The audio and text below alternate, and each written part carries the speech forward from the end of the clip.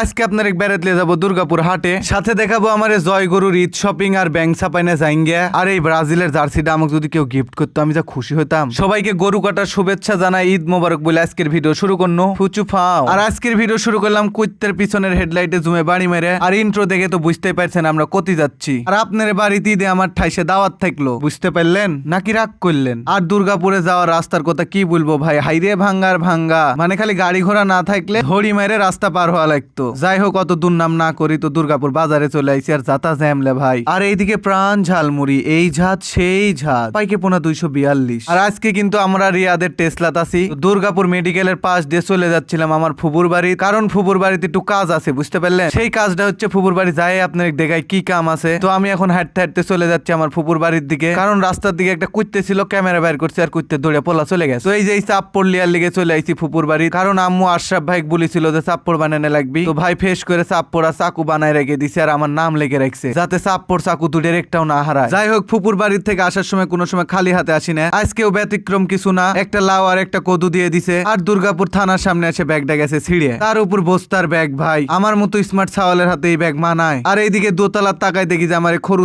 চাচা মানুষ তো ব্যাংকে চাকরি করে, তাই খরু চাচাক নিচে নামায় একটু ফুসু ফাউ বলে নিলাম। খরু চাচার সামনের দাঁত এখনো উঠেনি, গোস্ত খাইতে কতই না কষ্ট হবে চাচার ঈদের মধ্যে। হাই রে হাই, মেলা পাইকে পোনা হইলো, যা করতে আইছি তাই করি। তো এবার আমরা জয়গুরুর জন্য শপিং করব, যার জন্য আমরা চলে আইছি রংধনু ফ্যাশনে আমাদের সোহাগ ভাইয়ের কাছে। আজকে ভাইয়ের দোকানে পাইকে পোনা করব। আর এই পাইকে